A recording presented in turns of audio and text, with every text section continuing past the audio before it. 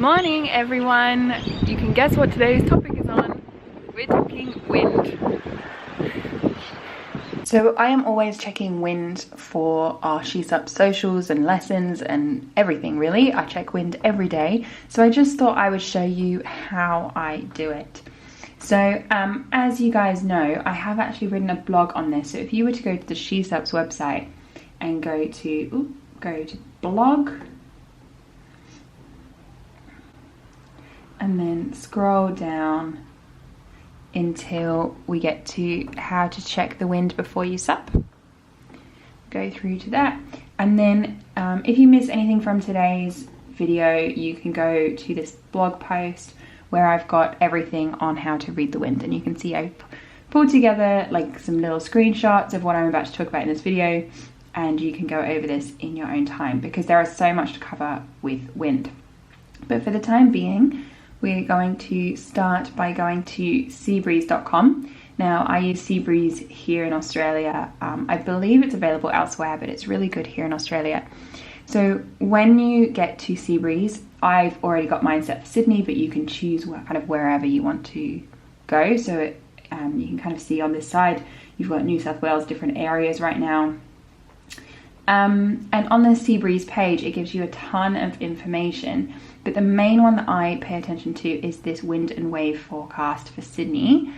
Now, this one, Seabreeze, I believe it is taken from Fort Denison, which is in the centre of Sydney Harbour, so it's kind of an overall view of what's happening in Sydney. Whereas some of the others that I'm going to show you will have a more localized view, which is sometimes helpful. So looking at this map, what does it tell us? So first of all, one thing I want to call out is that on Seabreeze you can reverse the colors.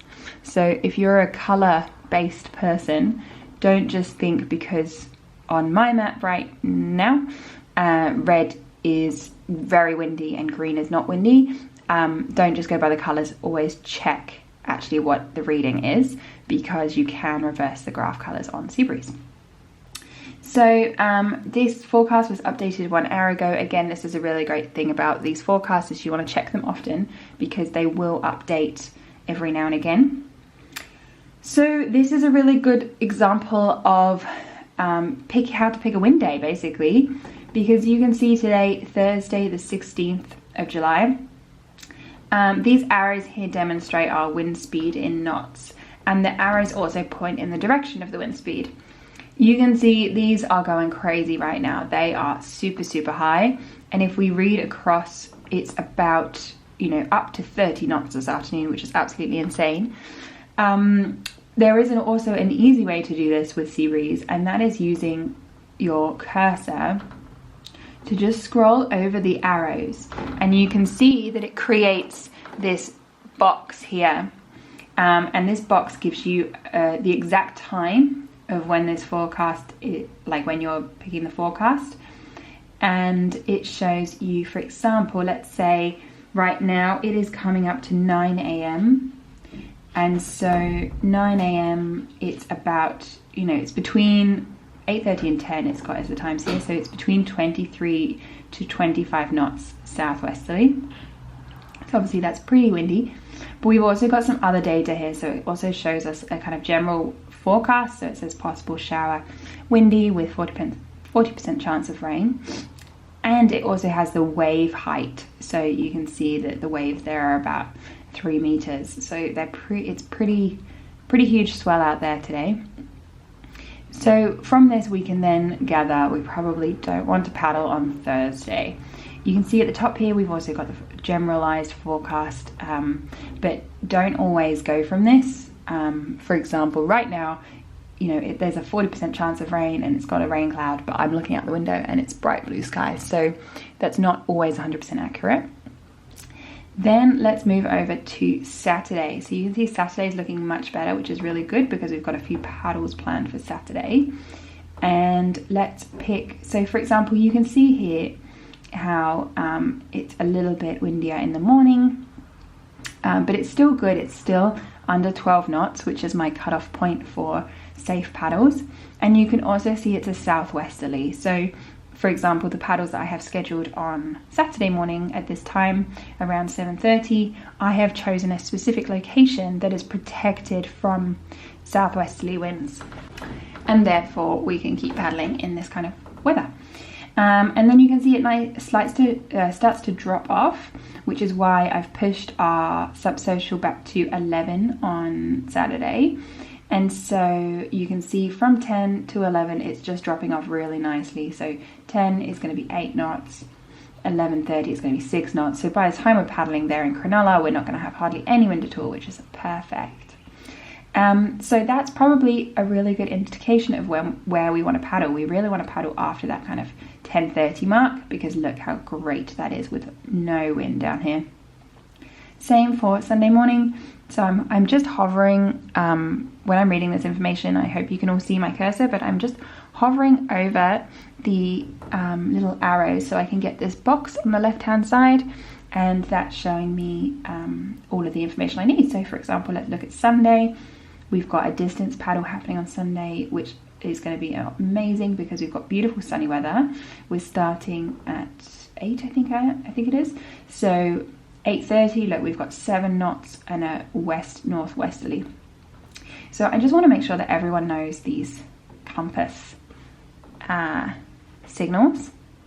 So maybe I'll bring up a compass face. Just so you know what these letters mean. So hopefully you can see this here now. So we've got north, south, west, east, obviously, and then the other numbers mean northwest is obviously between north and west, northeast is between north and east, etc., etc. Now, when you get 3 letters, so you can see you've got south here, then you've got southwest, and then you've got south-southwest. So it just gives you that extra specific compass direction for the wind. So whenever you're seeing the wind direction and it's saying, for example, north-northwest, you know it's almost northerly, but it's just slightly westerly, and that can give you a clearer view of what the wind's going to do. So then looking forward to this week, obviously we've got Tuesday is a little bit on the fence right now, so you can see on Tuesday it's a 14 knot southwesterly, so not sure what this one's going to do yet, so we probably would pencil that in. Maybe we could pencil a paddle on that day, but we might review nearer the time.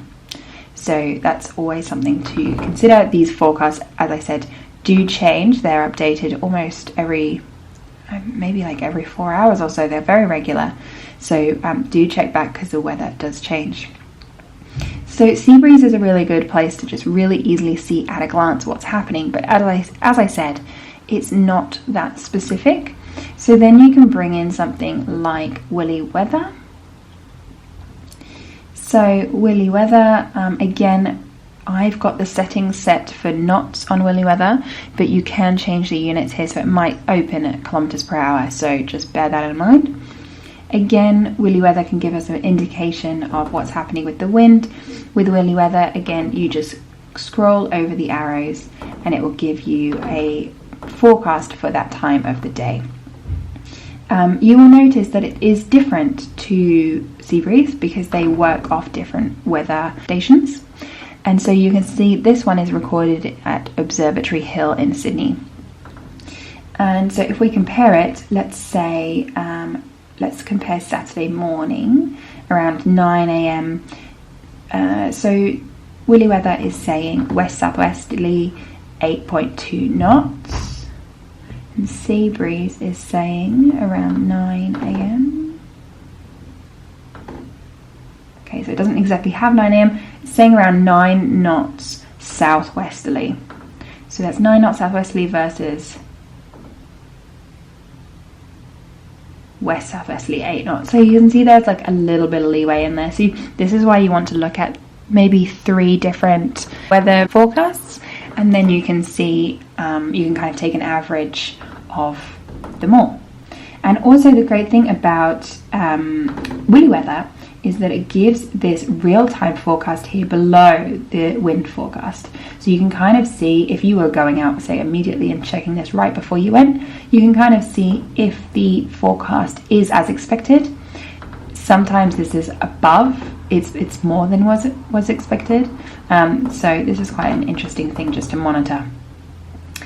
And then you can also see rainfall. I quite like Willie Weather for rainfall because you get a little bit of a clearer view of what's happening with the rain, and you can kind of see what those chance of rain percentages look like in actual like millimeters. So and you can kind of see when the chance increases throughout the day. So sometimes with sea breeze, it can be very vague, 60% chance of rain. We don't really know when. It's kind of like over a huge period of the day. But let's look at Willie Weather, and you can see that chance increases around 10 a.m. and then it decreases throughout the afternoon. So that's another really good indicator for you. So we've looked at Willie Weather, we've looked at sea breeze. The other one we're going to look at is windy, and you can see I've got these saved on my tabs up here. Now this is windy.com, which is slightly different to Windy app. I do use the Windy app and I highly recommend that app, and it's really good, but it looks very similar to this one. So let's check our location where I am right now. So I'm in Manly. So this is quite a cool website just to get, like, you can get heaps of information on here. But let's just say I'm going to put myself, I'll just say that I'm on Manly Beach. And again, we've got a different forecast here. You can see along the bottom, recorded from a different weather station. So again, you can get a much clearer view of what's happening in your local area. If you are confused by the direction of the wind, this will play it out for you. You can see those little purple markers. That is showing which direction the wind's coming from. So for this one, it's a 7 knot northwesterly, so it's really, really faint. This one is also cool because you can differentiate between wind and wind gusts. That is one thing that it shows on the app, which I wanted to highlight your attention to, is you can see across the top here, this bar here is wind speed in knots. And again, don't pay attention to the colors because it will be completely different in the app interface than it is here. So you can see, for example, let's pick Friday morning at 7 a.m. So it's actually, let's pick 4 p.m. because that's more exciting. So 4 p.m. you can see in the top bar, which is wind in knots, it says 13 knots, which you may be like, you know what, Vikki, that is only 1 knot over your recommended safe paddling weather. So maybe I want to go out. But then I encourage you to have a look at this bottom coloured bar, which is wind gusts in knots, which shows 30 knots of wind gusts, which means it's not a consistent wind, but you're going to have some very, very blustery weather out there. So in this scenario, I would absolutely not go out because it may be a consistent wind speed of 13, but it could get up to 30 knots, and that's pretty insane. And again, you've got the arrows here for the wind direction and temperature and rain, etc. So this is quite interesting because it shows you the nearest weather stations that this website is using for Manly. So for example, we've got Mosman here, Cromer, Chatswood, Davidson, Sydney Regional Office, Chatswood and Sydney. So it's pulling from a range of information in order to give this forecast. Again, if we can utilize this combined with Willie Weather, combined with sea breeze, then we're going to get a nice, clearer idea of what the weather is like when we're paddling. One final thing I want to draw your attention to, which isn't actually, I don't think, mentioned in the blog, is tides and also wave direction. So tides particularly are a really important thing for us to consider when paddling, because it will probably affect your launch location. So when we're launching, some locations will be better at high tide and some will be better at low tide. So you can see down here on Sea Breeze, we've got a tide forecast map for Fort Denison. Again, most of Sydney will be around this kind of timing, depending on where you are. So perhaps check out a tide forecast nearest to you if you are further away from the city.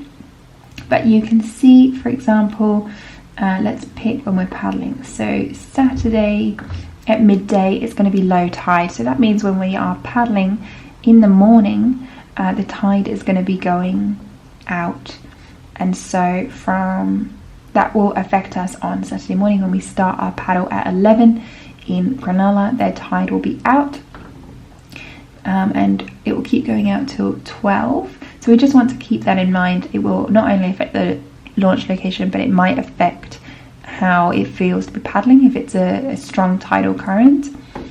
And let's look at Sunday. So Sunday, it looks like we will be launching at high tide, and again the tide will be going out, so this might affect which direction we paddle. We might want to be going against the outgoing tide to start with, to make it easier for us, and then we've got the outgoing tide pushing us back home on the way home. That might be quite nice, because we will be paddling basically for this whole time, as we're doing a 3-hour paddle on Saturday. And you can see this one's got the wave direction and height. Again, this only really affects if you're paddling in kind of an ocean environment, an exposed water environment. So you want to consider the wave height, obviously, and the direction will have a huge impact depending on where you paddle. For example, here in Manly, I have found a southerly wave direction or swell, especially when it's big, is not good for us. It can affect our launch locations, and it can just mean a very bumpy old time out on the water. So consider wave direction and forecast and tides. So there you go. I think I've talked enough for today's blog. I hope you found this helpful, and now you can look at these sites with confidence and kind of give yourself an idea of when you could be paddling. So that's it for this week. Don't forget to subscribe to our She SUPs channel. We post videos every week. As you can see, there is a heap of stuff on there, including reviews of what we've done as a community, information on how to, seal your waist pack, how to choose the right SUP leash, all of that kind of thing. So go check it out, give it a subscribe, and I will bring you more goodness next week. Thanks, guys.